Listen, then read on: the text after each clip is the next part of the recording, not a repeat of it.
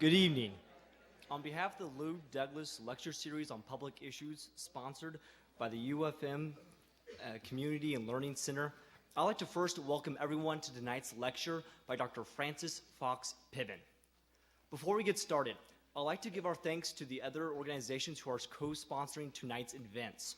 Those would include the Department of Political Science, the Department of Sociology, Anthropology, and Social Work, Women's Studies, and the Donald J. Adamczak Distinguished Lecture Series in Sociology. We, a part of the Lou Douglas Lecture Series, would like to ask everyone to stay after the lecture for a quick Q&A section. This would also be a good time for anyone with a cell phone to please turn it off or put it on silent mode. And before anything else, I'd like to introduce Dr. Betsy Cobble, the head of the Department of Sociology, Anthropology, and Social Work, to introduce Dr. Piven.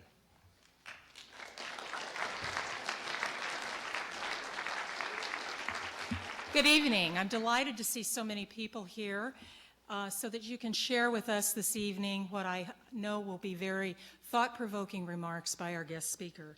It's a great honor for me to have the opportunity to introduce her because actually Dr. Piven is one of my heroes. I won't possibly try to cover all her accomplishments because they're highlighted in her program, but I would like to discuss a couple of them. As you have probably read already, Dr. Piven is currently a distinguished professor of political science and sociology at the Graduate School City University of New York and one of the foremost scholars of poverty and politics in the United States.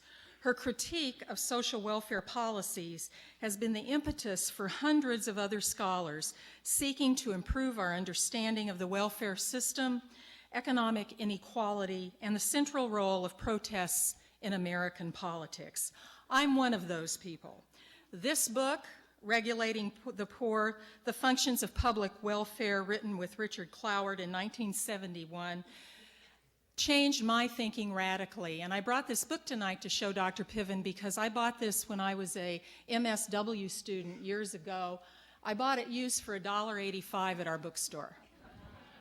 And you have the markings of many students in it. It's falling apart. A generation of scholars, activists, and practitioners changed their thinking as a result of this book. Piven and Cloward revolutionized popular thinking about welfare, showing us how welfare functions as a mechanism of both political and social control. This book expanded my thinking in ways that I never could have imagined.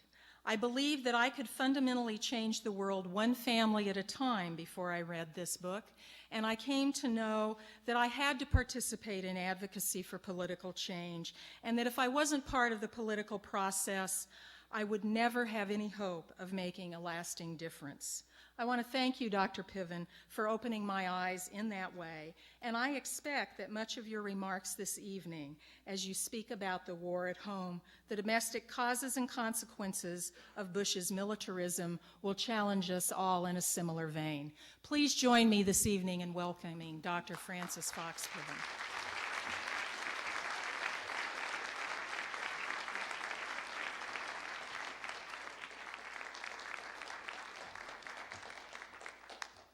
I'm really glad to be here. I have a sort of sentimentality about coming back to Kansas State and Manhattan because I've been here before. And some of you I met before, but most of you I didn't because that was about 15 years ago. But still, it's nice to come back to places. I'm going to talk today about the impact of the war on terror and the war in Iraq on domestic politics, what it has to do with domestic politics. You know, this war is really the big fact about our political situation, and as it goes on, it's becoming a very important fact about our fiscal situation, about our policy capacity as well. Moreover, there are now some 2,000 young American men and women who have been killed in Iraq. Many more have been wounded, and the wounds of war do not go away easily. War brings stresses, traumas that have lasting impact impacts on the lives of the people who experience them. And then there are all of the Iraqis that are being wounded and killed as a result of this war. It's very important that we're at war in Iraq. Recently, those of you who follow the news may have noticed that the public opinion polls are showing that more and more Americans have doubts about this war, think we shouldn't have gone to war. Majorities now think that we shouldn't have gone to war. Many people think we should get out of this war. And yet through all this, we don't really have a very good analysis of why we are at war in Iraq. Now, ordinarily, when we try to explain foreign wars, why our nation or any nation goes to war with other nations, our explanations have to do with, well, one nation is aggressing against the other nation. They want to dominate their territory or their people or take their resources. Or one nation is defending against the aggression of another nation. War, in other words, has to do with foreign policy. That's what we call it, foreign policy, the relations between nations. I'm going to argue that this war doesn't have to do with foreign policy so much as it has to do with domestic politics and policy. That isn't what we've been hearing. The administration has given us different explanations of why we are at war. War on terror, war in Iraq. We sort of blend the two. The president often says that we have to fight the terrorists in Iraq so that we don't have to fight them over here, as if they are somehow the same people. The Saudis who rammed planes into the World Trade Tower are the same people that we're fighting in Iraq, in places like Baghdad or on the Syrian border in Iraq. Well, in fact, the evidence is now overwhelmingly clear that there were no ties between Saddam Hussein and Al-Qaeda, the terrorist network that planned the attack on 9/11. We didn't know that at first. We couldn't be sure. But now a series of reports have made clear that there are no connections, were no connections.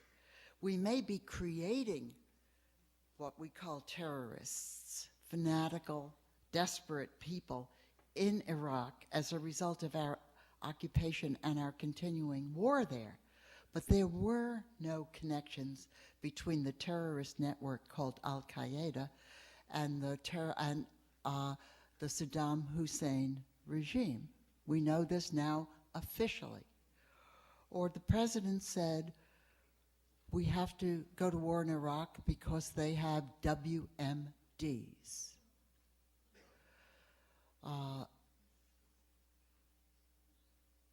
Meaning nuclear weapons or chemical weapons. Now, we didn't know. Do they have WMDs? That's not something I know. It's not something I sort of,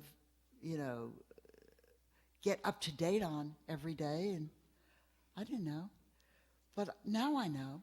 Now I know because, again, a series of reputable investigations, UN investigations, the 9/11 Commission, have now established there were no WMDs, neither nuclear weapons or chemical weapons in Iraq. Or the president told us, we have to go to war in Iraq to bring democracy to the Iraqis. Well, that isn't going so well either. In fact, we were led to believe that our troops would be greeted with flowers and children singing and cheering crowds. Everybody would be glad to see them. Instead, we've produced death and bitterness and fanatical fighting among Iraqis, and we have virtually destroyed their infrastructure as a result of the conflict that has been going on. The oil wells are producing less oil than they did before the war. So, well, maybe they thought that that's what they were doing, but if they did, their intelligence, their competence to make these decisions, to make these strategic decisions, was sorely lacking. So their explanations are not very good, not very persuasive. We still don't know why. Critics of the administration on the left have been saying for some time that we went to war in Iraq or even in Afghanistan for a different reason. They have a different explanation. They say we went to war in Iraq to shore up the United States as a world military power by demonstrating our military capability. We had to show how big our military footprint was. Or others say, well, we went there to get the oil. You know, it's the oil, stupid. You've seen that argument. Or how did our oil get sand? That argument.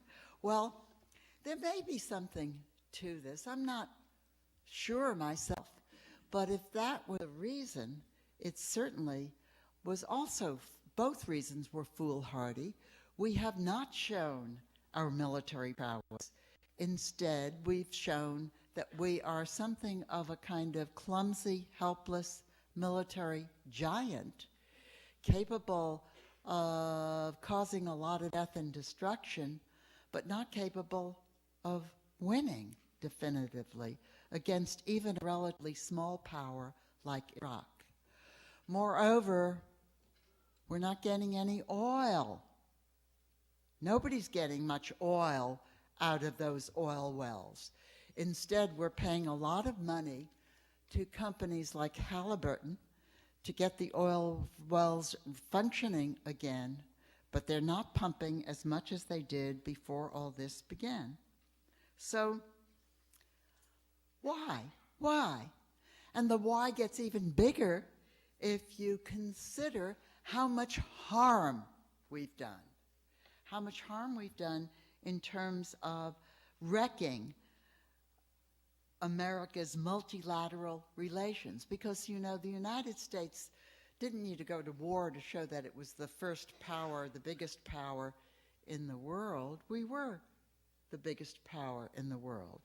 And we still are the biggest power in the world, but not as big as we used to be. We have lost standing in the world as a result of this war. Well, one of the reasons we are a great power is our military power. But another reason, much more interesting, and maybe over the long run, much more important, is that we had what the political scientist Joseph Nye calls soft power. We were a country that was respected widely in the world. When the planes hit the World Trade Center towers, many people in the world, across the globe, throughout the Southern Hemisphere, felt as though it was their city. New York was their city that had been attacked because they sang the music that came from New York. They watched the films made in New York and in LA. The United States was their country too, and our cultural power was cemented with a series of complex multilateral ties, especially in Europe and in Latin America. We have worn those ties thin with this war. People in Europe don't like us because we are war makers. So again, why did we do this?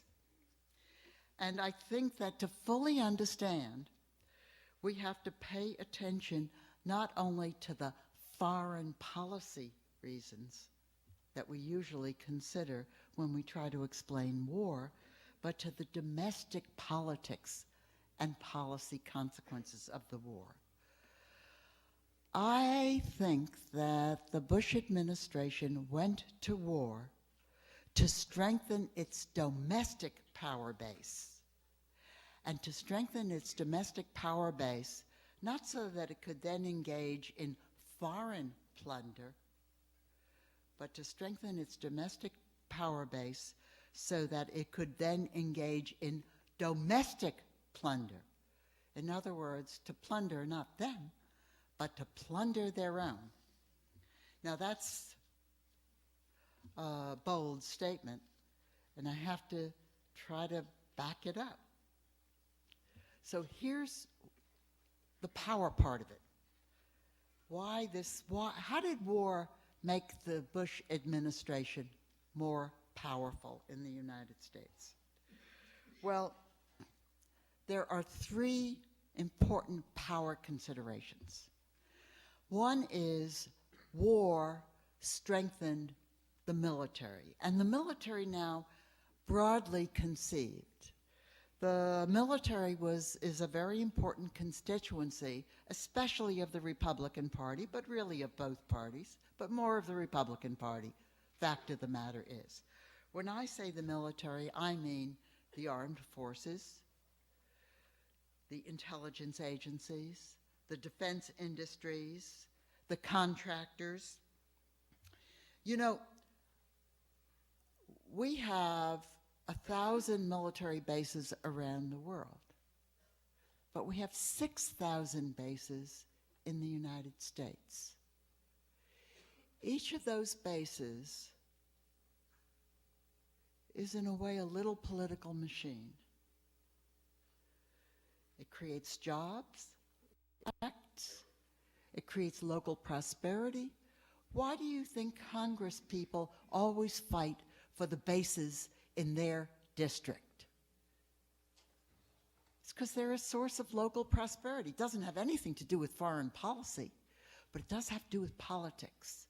They all want more.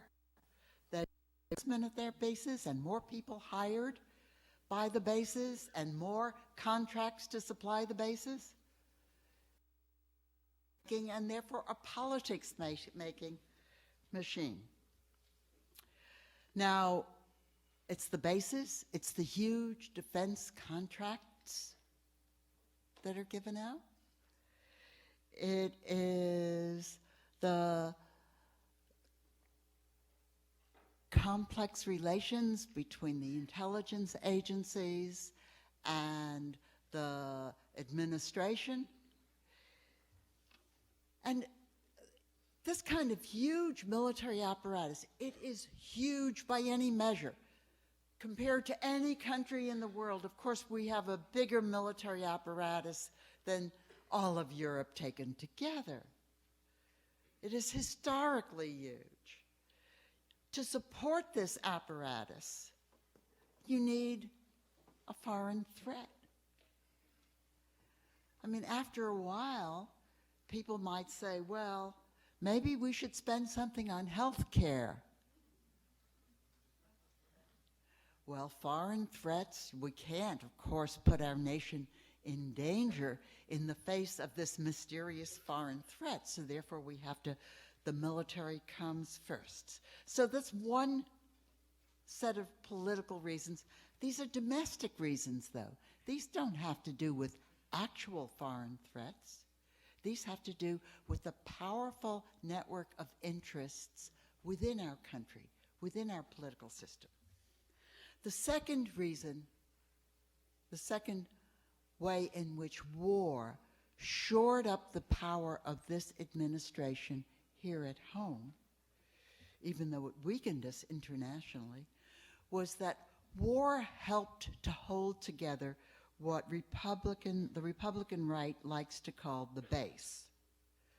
Now, the base is, as you know, it's not only the military it's the National Rifle Association, it's the right wing of it's the fundamentalist churches, it's the diverse pro-life lobbies, but it's also the leave us alone people, the libertarians, the people who think government should be rolled back. Well, these military interests don't want to see government rolled back. That's a kind of contradiction, isn't it? It's a contradiction that is sealed, closed, disappears if there is a foreign threat and foreign war. But the most important reason the most important way that war served to make this administration more powerful was through elections. Now, George W. Bush won the presidency in 2000. He did not win the popular vote. Now, the way in which elections for president are conducted in the United States means that it isn't the popular vote that counts, it's the electoral college vote that counts. I don't want to go into the disputes about election 2000 and the question of whether George W. Bush actually won in the electoral college. That question, though, was turned over to the Supreme Court. Supreme Court decided he won. My only point is that it was disputed, and it was a very marginal victory. And after the election, some of you may remember this, he was falling in the public opinion polls. He was not gaining in the polls. The economy was not doing well, and he was doing worse. Then came 9/11. Now, some of you have seen the footage of George Bush reading My Pet Goat in a schoolhouse, sitting on a little chair, when he was told about the planes that crashed into the towers and his momentary paralysis. I think he continued to read My Pet Goat, didn't he? Doesn't really matter. What matters is that after he and his advisors regained their footing and he returned to Washington after sort of flying around the nation all day, they figured out how to use 9/11 to shore up the standing of this president. It's as if George Bush reappeared, and he reappeared as our anointed military leader. During the 2000 campaign, George Bush promised to be a humble leader who would not carry a big stick among nations.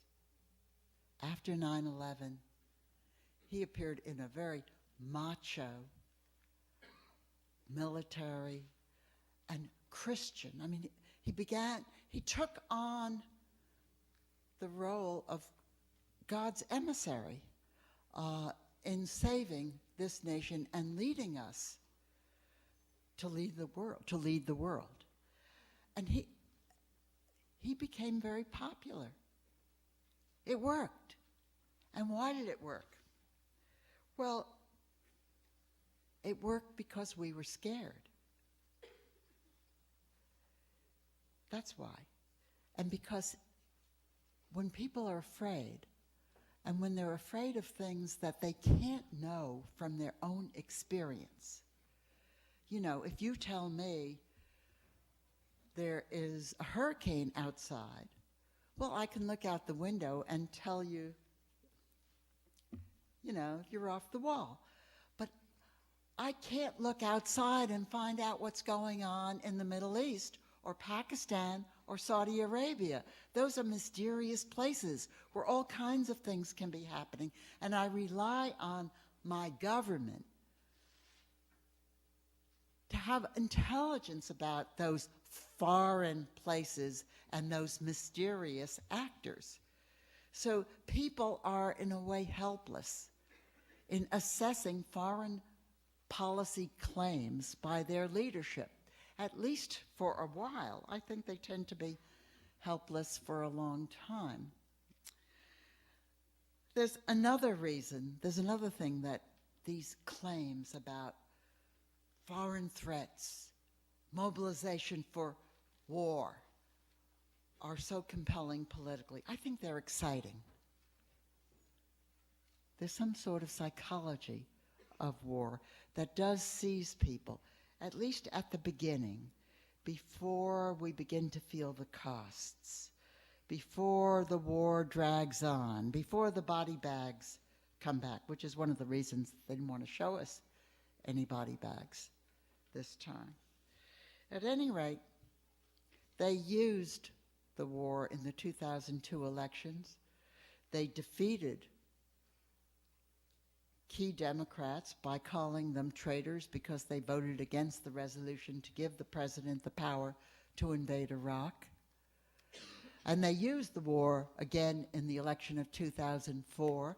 The polls make clear that the war on terror and the war in Iraq were much more important. A lot of people thought, for example, the question of gay marriages was so important because they put them on the ballot in 11 states. The war on terror and the war in Iraq were much more important in throwing the election to the Republicans in 2004. So, first part of my argument is that war shored up the power of this administration. However, I don't think that they wanted power for its own sake. I think they had an agenda. It was a domestic agenda. It wasn't an agenda for Iraq. Their agenda for Iraq seems to have been mainly to give contracts to American companies there. They had a domestic political agenda which did not begin in 2000. It really dates back to the 1970s. And it is largely a business agenda, not entirely. It also has a kind of populist dimension, which I will talk about in a few moments. But in the early 1970s, there was a period of several years in which American corporations found themselves with narrowing profit margins. The basic reasons had to do with the rise of competition in West Germany, from Western Europe and Japan, as well as the rising price of oil. But they couldn't do anything about those reasons, at least in the short run. So the solution that became the Reagan agenda, the solution became to lower the domestic costs of American business, and to do that by lowering taxes on business, to do that by rolling back environmental regulation, to do that by rolling back the social programs which had expanded in the 1960s, which both cost money and increased wage costs, and to do that also by increasing subsidies to business. Well, that agenda unfolded really, particularly after 1980 when Reagan won the presidential election and Republicans swept the Congress. But there was also, the Democrats still controlled the House of Representatives. The agenda was only partially implemented. War, the emotionalism created by war, the jingoism that war justifies, has given a big push to that agenda. Think about it. We have had 4 tax cuts, big tax cuts, under the Bush administration. They were tax cuts mainly on business, mainly on capital, not on wages. We are moving in the direction of eliminating the progressivity of the income tax in the United States. Now, The administration tells us all the time that this will be a big stimulus for the economy, that it will spur demand. Few economists agree that tax cuts on the rich and on corporate profits have that consequence. If you wanted to spur demand, you would cut taxes on working people because they go out and they spend the money right away because they need stuff.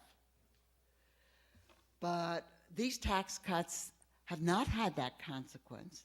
But the war was important in getting them through. That seems hard to believe. But Tom DeLay,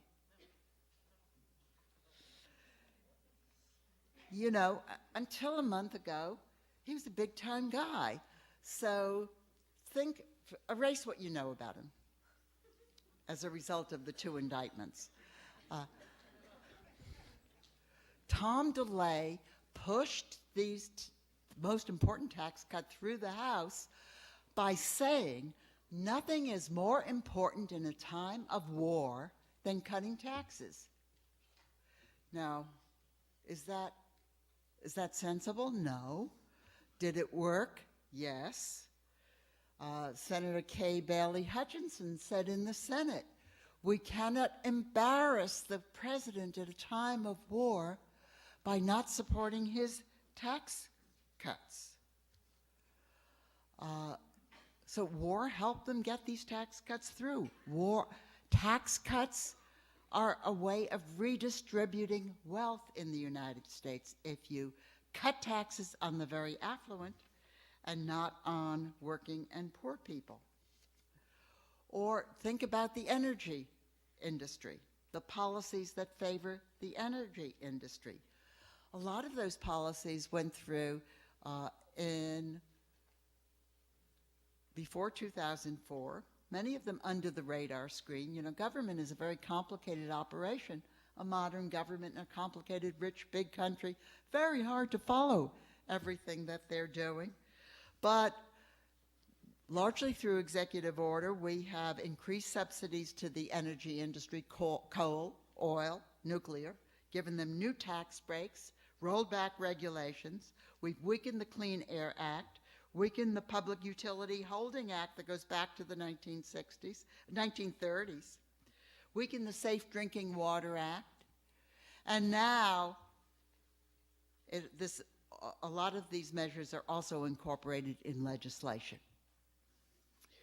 Or think of the efforts by the Bush administration to support big media, to reduce the regulations that limit how much one media corporation can have crossover ownership of both television, radio, and newspapers. The FCC tried to weaken those regulations. In this case, they did not succeed because there was a popular outcry, a lot of it from little radio stations in small towns across America. Or think of the subsidies to the pharmaceutical corporations, big political donors, the pharmaceuticals, and they are slated to increase their profits in the 10 years following the Medicare Prescription Drug Act, which has seen a rush of new lobbyists in Washington, D.C., by $139 billion.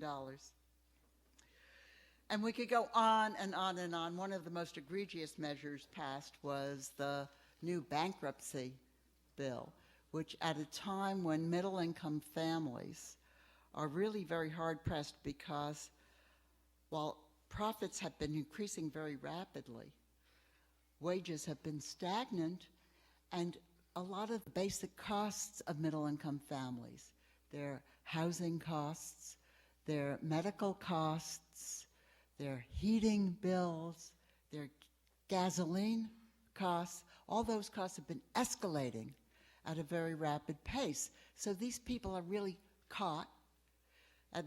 Meantime, of course, the banks and the credit card companies shower them with direct mail telling them to take out a new credit card. It's very tempting when you can't pay the bills. And a lot of people are 10 times the number that 20 years ago sought bankruptcy relief have been seeking bankruptcy relief. and now the laws have been changed to make it much harder for these middle income or working class debtors to seek relief from the courts. There's the assault on unions. Why do you have to weaken unions to fight a war? Well, I don't think it has to do with fighting a war. I think it has to do with lowering labor costs for the big corporations of America first, and weakening the Democrats second, because unions support the Democratic Party. This is also a long-term agenda of the right. Remember what Reagan did to the air controllers? As soon as he took office, they were on strike. He fired them all.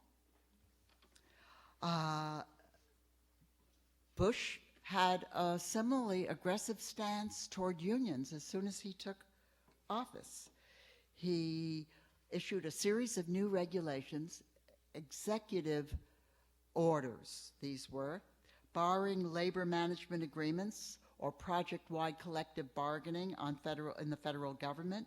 He eliminated the new ergonomics rules that had been put in place by the Clinton administration.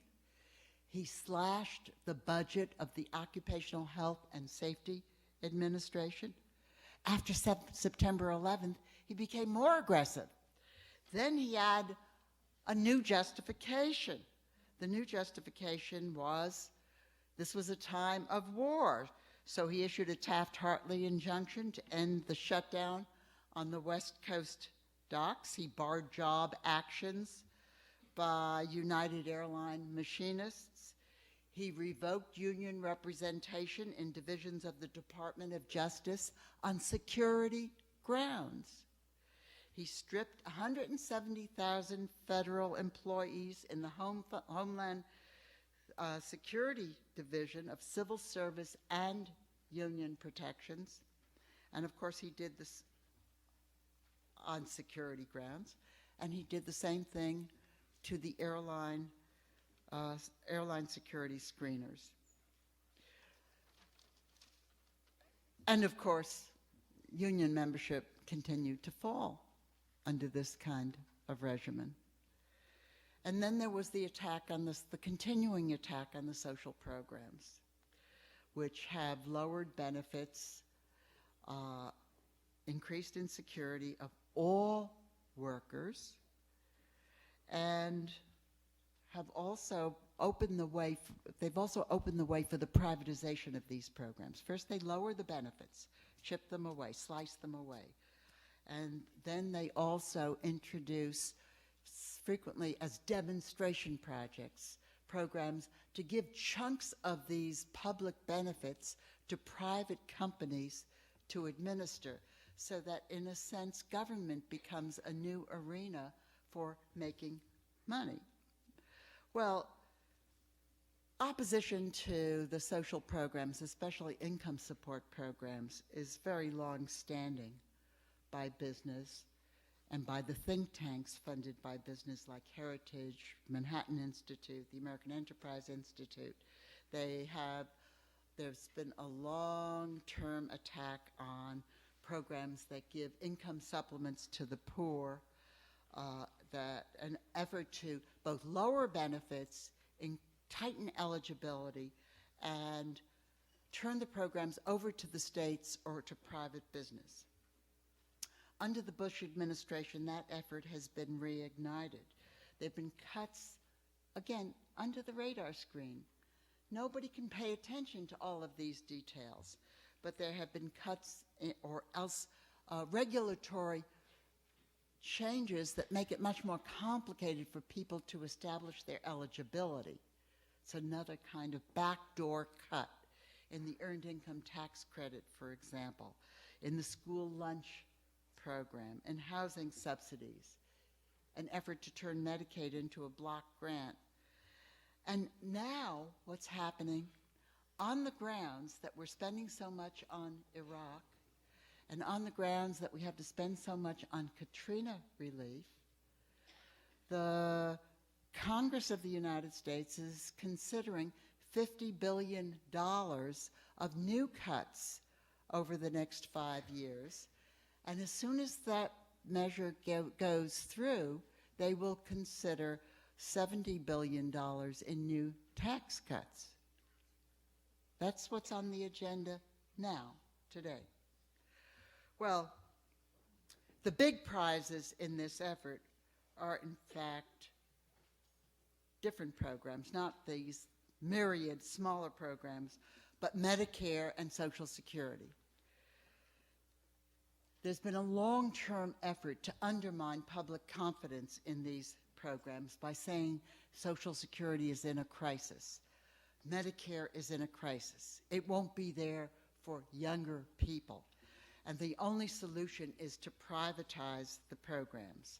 At the same time, the widening deficits have the effect of depleting the revenues that should be used to meet our debts in Social Security, to meet our obligations in Social Security.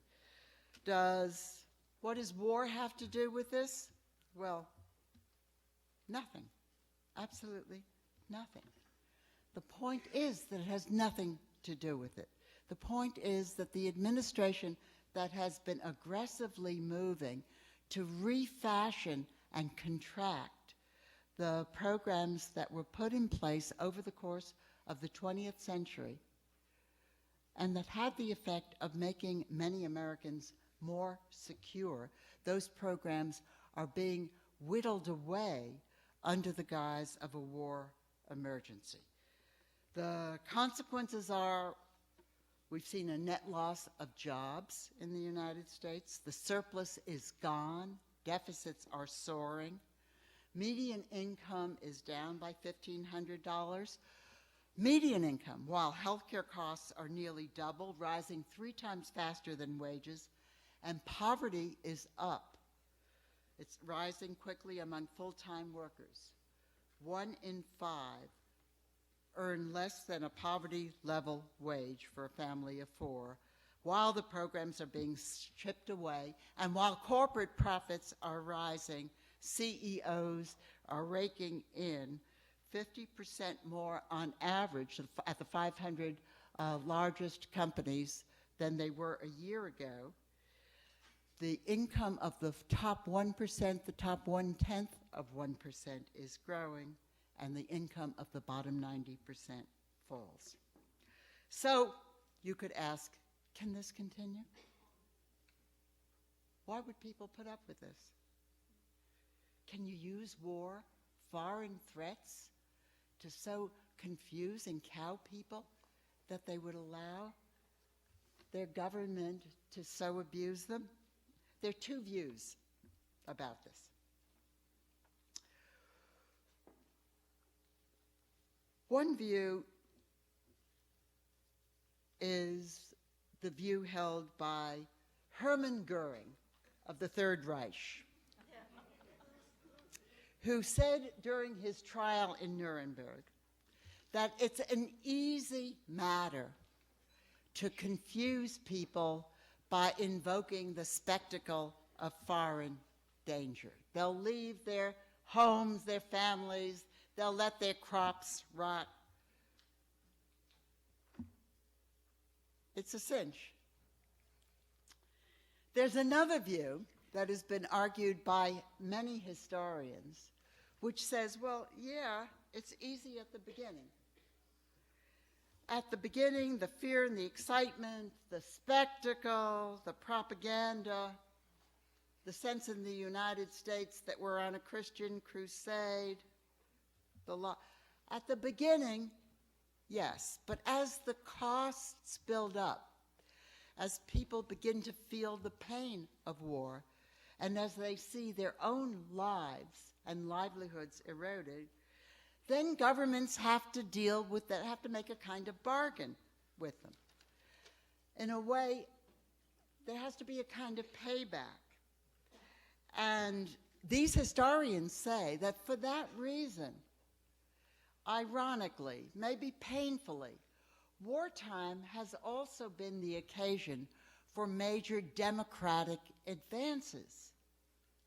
And they point, for example, to the expansion of the vote during World War I, to the GI Bill in the United States after World War II, to the expansion of the welfare state in Europe after World War II, to the extension of the vote to 18-year-olds toward the end of the Vietnam War. But that's not happening. We're not seeing democratic concessions. And maybe that is part of the reason that public opinion is turning, as it is turning, against the war. It is, at any rate, a very precarious moment.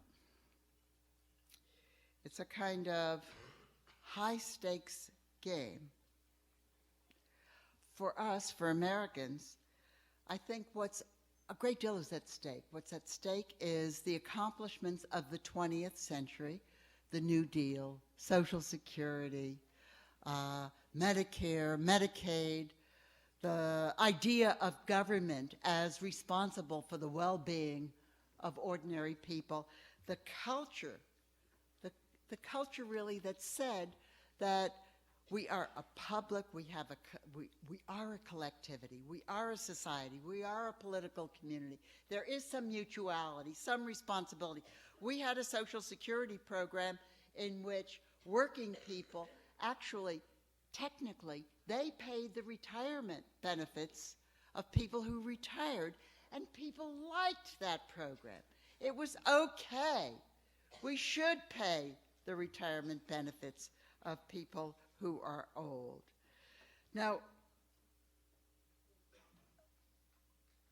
that is now under assault. And there's a lot at stake in that. I think our democratic process is under assault in the level of lying, the level of the effort to manage elections so that some people can't vote as easily as other people can vote, the dangers of computer voting that is tampered with. We have no confidence in the political process anymore in the United States for good reasons. So that also is at stake. But it's not only what's at stake for the United States, it's also what's at stake for the world. In a military power running amok and an industrial power whose pollutants threaten really world climate. All that is true, but it's not without hope. It's also not a moment without hope. The war balloon is losing air. Americans are beginning to turn against the war. Remember, in the case of the Vietnam War, public opinion began to turn against the war in 1968. It took till 2005. It took till 1973 till that war was really over. It's now 2005. It may take a while, but still, it is happening. And moreover, there's a lot of resistance to cooperating with the war. The resistance that is apparent in the failure of the armed forces to meet their recruitment goals, in the rise of a counter-recruitment movement. It's not going to be easy. It's not going to be simple. But we depend on resisting this administration and its wars and its public policies. And in any case, we have no choice but to try to resist it. Thank you.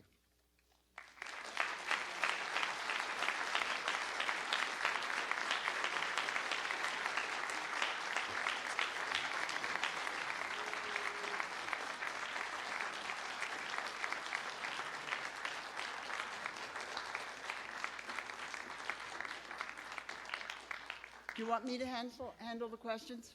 Okay.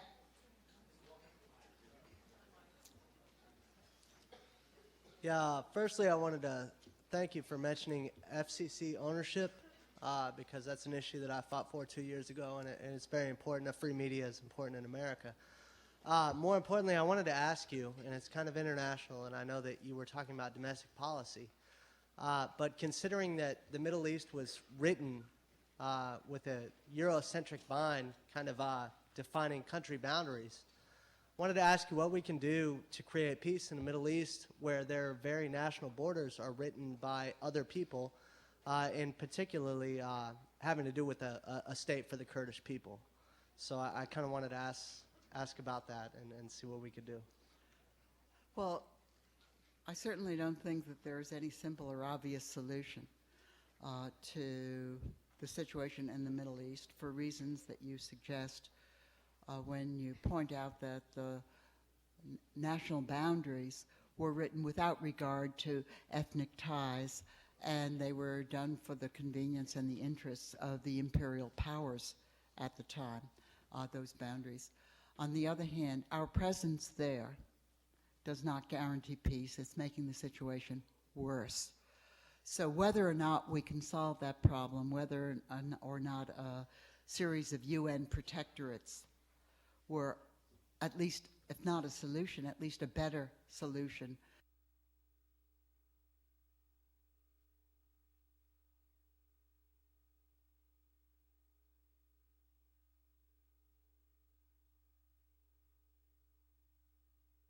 than the American occupation. I think we should leave because it's just getting worse. It's not helping. And then we should try to think through the sorts of international governing arrangements that might make possible the slow, grinding, difficult working out of conflicts between these peoples that we have in a way thrust together.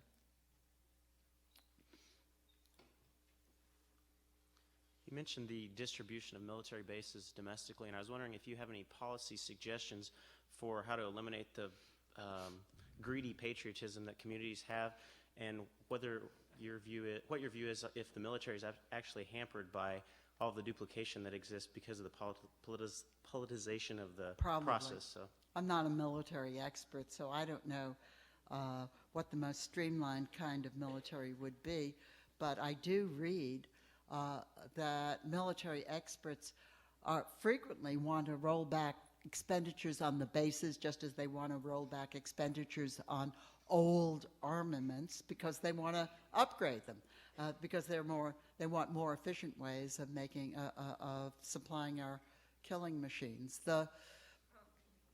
which is what it is about, right?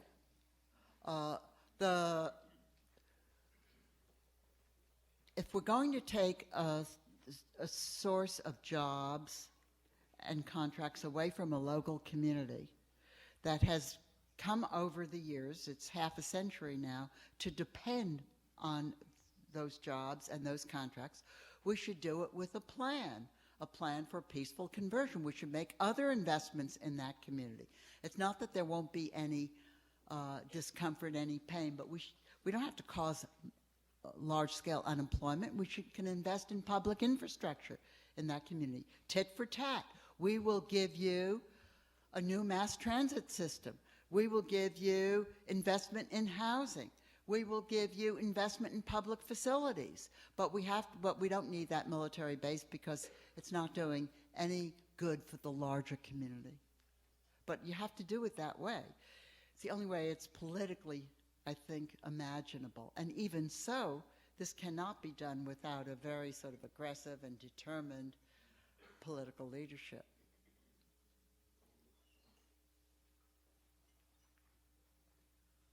Hi. You're next. Thanks. I just had one comment. One, I just want to support your analysis of the politics of fear. I kind of had a bad feeling about the way the reasons that Americans had for voting in the last election. When my daughter was working in San Francisco, and I'm not politically affiliated, but she was working for the Democratic National Committee, and she was in San Francisco, probably what most Kansans would think is a stronghold of liberal bias, et cetera. And she went from house to house, and she met older people who consistently gave her the same message, that they were going to have to vote for Bush, because if they did not, those people were going to lobby missiles at them in San Francisco, California. They were so convinced that my daughter was just shaken to the core and cried each time she met an older person who said, no, they're going to take away my home. They're going to take away everything I own if we don't do this. And the second thing I want to note is that you talk about the Americans' lack of respect in the world, and I really think you're leaving out a very big comparison here. Most Americans would agree that the nation closest to them in terms of culture, economy, outlook on life is Canada. Canada does not support the war in Iraq at all. And it has so strained the relationship between Canada and the United States that Bush's poll rating in Canada is the lowest historically any American president has ever had, ever. Well, he's close to the lowest here, too. Well, Canadians didn't start out high, so we're not talking like starting out at 70%. We're talking about starting out at 40 and now down into the tens. So if you're looking at, and Canada supplies more oil to the United States than any other nation in the world. That's something that Americans ought to pay attention to. And when your closest neighbor and friend right next door says, you know, this is really not a good idea, then you might want to pay attention. Thank you. By the way, I noticed the Washington Post reported a few days ago that among African Americans, Bush's levels of support have plummeted to 2%. It is kind of funny. That looks it's like a statistical error. He's next, and then you're next. You keep talking about like the big business and all the problems they're causing in government.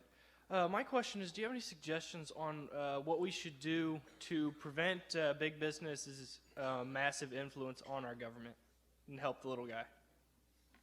Well, it's very hard to do. It's because big business pours money into the political campaigns. It also has independent money that it spends to influence public opinion. It also funds the think tanks that indirectly influence our policy discourse, our policy agenda. So there are multiple ways in which big business can influence electoral politics, and this is it's a kind of vulnerability of our democracy, of any democracy, but especially of American democracy, because big business is relatively unregulated. The counter to the influence of business in American political history has always been the rise of social movements.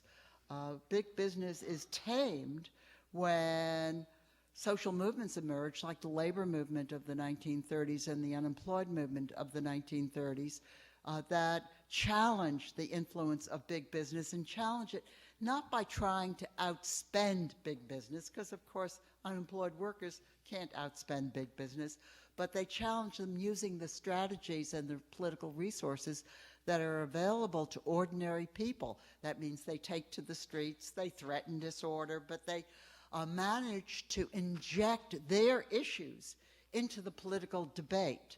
Civil rights movement did that, the poverty rights movement did that, and long before labor and civil rights and so forth, that's how the abolitionists managed to make the issue of emancipation the big issue of the nation. And indeed, that is how we got what democratic arrangements we have during the course of the Revolutionary War. So we misunderstand our political history when we don't pay enough attention to the role of social movements, which don't regularly counter big business, because the dynamics of the movements are irregular.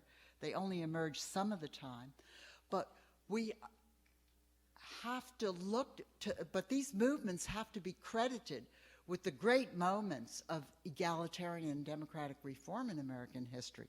That's why we're not much worse.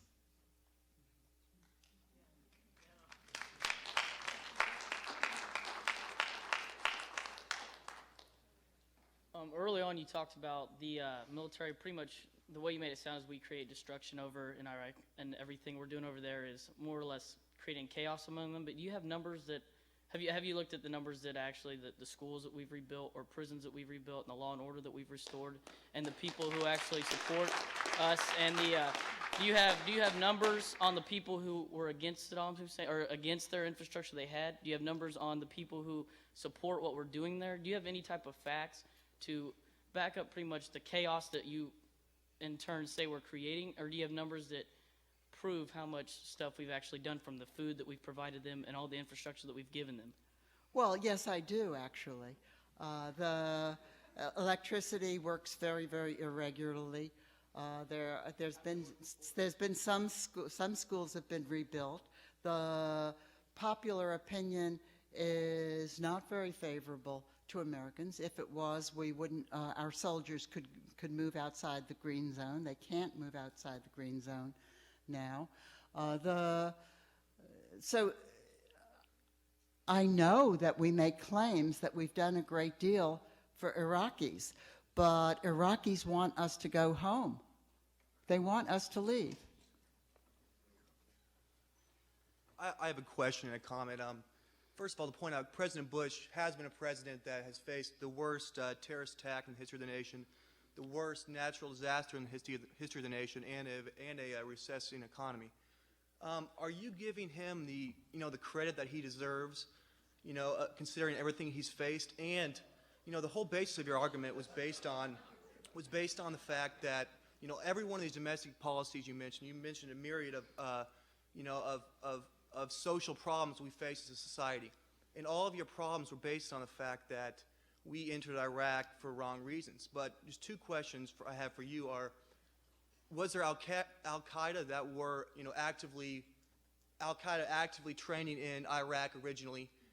Wasn't it No. We must watch different news, I guess, because everything I've seen. You probably watched the O'Reilly show, right? Okay. And second of all, was Saddam Hussein not an oppressive leader? Do you really think Was he not what? Was Saddam Hussein not an oppressive leader? Yeah, but there are oppressive leaders. Yes, Saddam Hussein was a hateful, oppressive leader. There are hateful, oppressive leaders all over the world. Do you want to go to war with all of them? Some of those hateful, oppressive leaders actually do have weapons of mass destruction, by the way. We seem not to want to go to war with them. I want to speak to the question of a president who faced such great crises and hardships and trials. I think that the president of this nation has to take responsibility for coping with hardships and trials. We have evidence now that the administration of this president was warned about the threat to the World Trade Center before 9/11, that our own intelligence agencies had information which was ignored by the administration. Even the 9/11 Commission has reported that. Or think about the Katrina. Katrina was a terrible disaster. One of the reasons that a Category 3 hurricane flooded New Orleans was that the Army Corps of Engineers had funds stricken from its budget to repair the levees in New Orleans, even though several panels of scientists warned not only that hurricanes are intensifying, but that the levees could not cope with a Category 3 hurricane, even a Category 3 hurricane. And of course, at one moment, people thought that Katrina could be a Category 5 hurricane. So, or the recession. You can't treat a president as the victim of circumstance.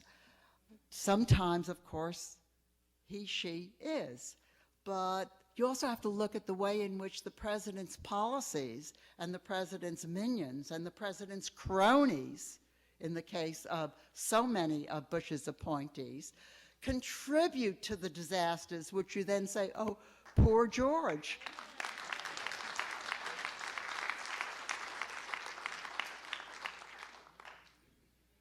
Yes, ma'am. I'm not going to bark up that tree, but I was I, as well as everyone else in here, appreciate your optimistic criticism of the domestic policy.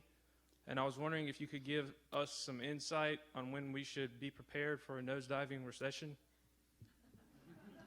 For another what kind of recession?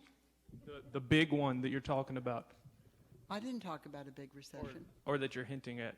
I didn't hint about a big recession. I said that the way things are going now is that profits are increasing, CEO earnings are increasing, wages are stagnating, and the incomes of the bottom 40% are falling. So that's not a recession. That's a polarized economy, an economy that's producing for the affluent and not producing for the middle strata and making things worse for the bottom third or the bottom 40%. That's not a recession. That's not a depression. That's not a big collapse. We may have a big collapse. I didn't say anything about a big collapse. I said, this is not an economy that's producing for the majority of Americans, but it's an economy that keeps on chugging out the profits. Well, I apologize. I just didn't hear anything in there talking about the economy being good at all. So, thank you. Well, I think an economy should produce for the people who live within the society. For the majority of people who produce and live and work, raise their children, have families, houses, and so forth. That's the measure of a good economy. Measure of a good economy is whether it keeps us all prosperous and healthy, not whether it produces big, fat salaries and bonuses for CEOs.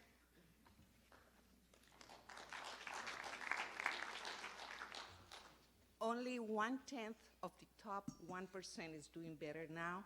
How much is I the didn't income? say that. Well, you didn't say that, but I read it. Oh. Okay, so what is the No, salary? it's not true, but What is but the salary? idea is right. The What is top the- 1/10 of 1% is doing Really good. Really So good. how much are they making? Because people think that if you make $40,000, you're in the top level of the economy. Well, the top 1% makes about $500,000 a year. I don't know what the top 10th of 1% makes. So probably it's a couple of million. And so what about in Iraq? You say that we should leave, but isn't the military having like 14 permanent bases Yeah. being built? Yeah. So why would you build permanent bases if you think that you're going to be leaving? No, I don't think that they intend to leave. I'm saying that that's what I advocate. Why do we need 14 bases in Iraq? Yeah, first of all, I did my bid, I did my 4, I followed my flag. But my question is that maybe my understanding is different. But, the Baathists aren't Wahhabi, and the Baathists aren't radical Islam. And Iraq, before we invaded, was a secular state, and they didn't propagate the ideology that blew up the World Trade Center. So I'm curious, I believe in realpolitik. I believe in looking for American interests.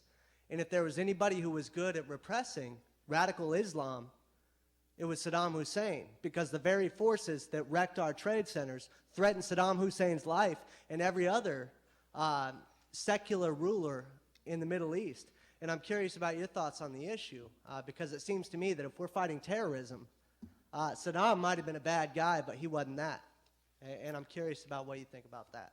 Well, I think that radical Islam is a religious movement, and that the terrorists that attacked the World Trade Center repeatedly, by the way, are religious fanatics.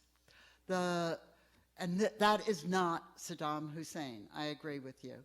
But I think Saddam Hussein was a tyrant and a predator. He took the wealth of his country and he built palaces. On the other hand, I think it was foolhardy of us to attack Iraq. And I don't think we did it because he was a bad man. I don't think we did it because he was a tyrant.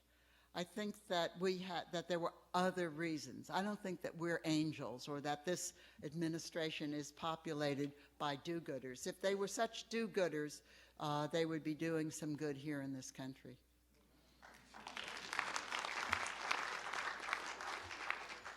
Hi. I'd like to thank you for coming tonight. It was a very informational lecture. And I'd also like to address some of the points that you stated earlier. I just wanted your comments on it. You spoke of war increasing the power of the base, and identified the base as not only being military structures, but also pro-life foundations, the religious right, kind of like fundamentalist, religious, patriots, anyway. I was wondering, especially in terms of like pro-life issues and the abortion issue, how you can see this war not only rewriting the structure of American politics and of American social systems, but also in part the body, in ways that this war is redefining issues of abortion and of women's procreative rights in some ways. What would be your comments on that issue? Well, I'm interested that you posed the question the way you did, because I do think that the rise of the right, which is a business right allied to a populist right, which is both religious and anti-feminist, and anti-black.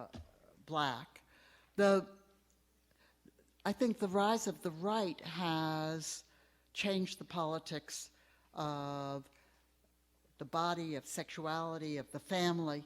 But what the war did was it gave a kind of shot in the arm to the right. It didn't really create that. It didn't create that kind of right, that kind of, most rich, educated, advanced countries in the world don't have as such an important part of their culture, their political culture, this obsessive preoccupation with bodies, with sex, with how you live your family life, and with race. This is an American thing. Americans don't understand how odd we are in this world. Among other things, how odd we are to Canadians. But it's this development in the United States. It's part of, long-standing part of American culture. I think it in part has to do with the strength of fundamentalism in the United States, historically, as well as today, and the recurrent revival movements that have swept over this country. But it also has to do with more recent developments, with the 1960s movement, the rise of a black freedom movement, the rise of a women's liberation movement, the rise of the gay and lesbian movement. All these movements challenged age-old American practices and attitudes. And these movements made tremendous gains. I think they changed our society. And lots of people who, not majorities exactly, but lots of people who felt themselves to be losing ground in America, as America modernized, as the United States modernized, reacted very sharply against these movements, and they were encouraged to react very sharply against these movements by political opportunists on the right. Barry Goldwater and George Wallace perfected the strategy of mobilizing race hatred to attract working people out of the Democratic Party and into the Republican Party. It was called the Southern Strategy. Everybody knew about it. Kevin Phillips at that time was one of the authors of that strategy. It wasn't a secret plan. It was everybody understood the codes. Talk about welfare, talk about liberals, talk about the Great Society. All of these are stand-ins for the sort of racial and sexual threats that lots of people thought, or lots of people were focused on, because their lives weren't going so well, and because also these are old American ideas. These are old American preoccupations. So, Ronald Reagan could talk about the welfare queen that he never actually saw. I mean, it was an figment of his inebriated imagination. And But you talk about the welfare queen, you talk about all those black women having babies on welfare long enough, and you do tap something that's going on in American popular culture. It really is there. If you talked instead, and it's there even in Kansas, and if you talked instead about how, working people we should raise the minimum wage. Minimum wage is been falling in real terms for a long time. Let's raise the minimum wage. If you talked instead about how come we're the only rich country in the world that doesn't have a national health system? If you talked about that. If you talked about why are we dismantling Amtrak? We don't have much of a railroad system as it is in the United States, and we're cutting taxes on the rich and destroying this railroad system. If you talked about issues of that kind, these same working people who can be encouraged to sort of fixate on race and sex and liberals might respond. I have a couple more questions about issues that.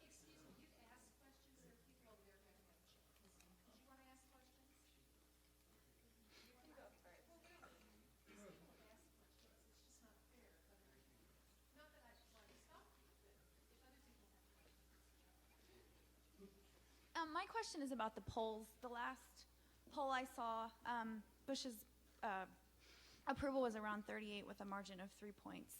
And I was wondering, to me that still seems very high considering all the evidence that you've presented to us tonight and all the evidence that is out there for everyone to see. I mean, 38% out of 100 million, that's still 38 million people who believe Bush is doing the right thing. I was wondering if you think that number is going to continue to fall, and as well, why do so many people still think this, and who are these people? And I mean, honestly, who are these people, and how can we change their minds and get them to see? I mean, I know so many people who I could talk till I'm blue in the face, and they would still not believe me. They still think there are weapons of mass destruction and that Saddam Hussein, we were right when we went after him, and I just don't understand the psychology and the thought processes behind this. Yeah, I think that you're right. There are people who still believe there are weapons, because I do talk shows sometimes. The callers, unbelievable. But, I mean, and they're going to continue to be a core of Bush supporters. It partly has to do with people's ties to their churches and the successful politicization of the fundamentalist churches. But it also has to do with something else. The Bush approval ratings have fallen even without a real opposition. There's no political opposition. You seen any political opposition? You think we had a political opposition in 2004 election? I don't think Kerry he didn't want to get out of Iraq. He wanted to moderate the tax cuts, but he didn't want to roll them back. I mean, if the Democrats continue to be so timid and pallid, how are...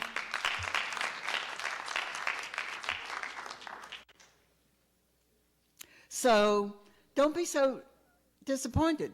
This 38% without anybody opposing them. So...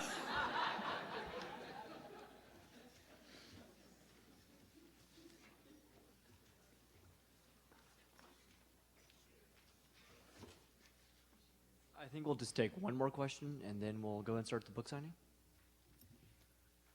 Hi. My question is, you touched on homeland security and civil rights and how they're being violated, but you didn't touch on the Patriot Act or the violation of the Sixth Amendment in Illinois, where they've passed a law saying that anyone can be held without a fair trial, most of which are not white, Hispanic, or black. How do you feel about race relations with the war and how that's affecting America? Well, I think you're right. I didn't talk about the civil liberties losses that America has experienced. That's a whole other kind of topic that I did not touch on tonight. I think that the the impact of this on the people we call minorities in America. I'm always a little hesitant about that word because most of us are minorities, except in Kansas. But the most serious impact has been on Muslims. Some of us are acutely aware of that in New York and in places like Detroit where Muslims have been concentrated. It's a very serious problem. And what I tried to do tonight, I tried to show how we, all of us, were paying for this war and how it was really directed against all of us. But there's no question that some people pay more. Thank you.